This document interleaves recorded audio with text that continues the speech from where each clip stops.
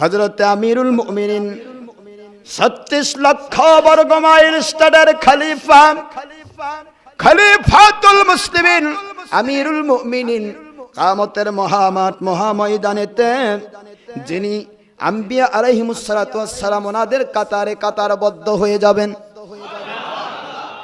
আমার আপনার নবী নূর নবীজি হুজুর পাক সাল্লাল্লাহু আলাইহি ওয়াসাল্লাম পাক জবানে বলেছেন, আনা খাতামুন নবীন লা নবিয়্যা মিন বাদি, লাউ কানা নবিয়্যুম মিন বাদি লাকানা ওমর ইবনুল খাত্তাব রাদিয়াল্লাহু তাআলা আনহু। আমার পরে কিয়ামত পর্যন্ত কোন নবী রাসূল আলাইহিস সালাম আর আসবেন না। যদি আসার সুযোগ থাকতো আমার ওমর ইবনুল খাত্তাব রাদিয়াল্লাহু তাআলা আনহু তিনি নবী হয়ে যেতেন। আমার আল্লাহ বললেন, নবীজি গো, ও আমার প্রিয় হাবিবি হুজুর পাক সাল্লাল্লাহু আলাইহি ওয়াসাল্লাম, আপনার পরে আর কোন নবী যদি আসার সুযোগ থাকতো আপনার কোন দোয়া আমি আল্লাহ ফেরত দেই নাই।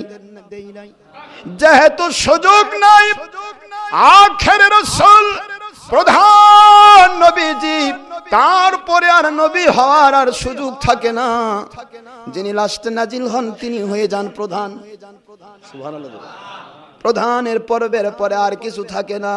এই জন্য নবীর রং দিলাম না বটে, কিন্তু কিয়ামতের মহামাঠ মহাময়দানেতে আপনার কথার স্বীকৃতি দিতে গিয়া আমি আমার ওমর ইবনুল খাত্তাবকে নবীদের কাতারে উঠাবো। আম্বিয়া আলাইহিস সালাতু ওয়াস সালাম ওনাদের কাতারবদ্ধ করব। দুনিয়াতে নবী বানালাম না, তো নবীদের র্যাঙ্কের মধ্যে, নবীদের আম্বিয়া আলাইহিস সালাতু ওয়াস সালামের কাতারের ভিতরে আমি তাকে স্থান করে দেব।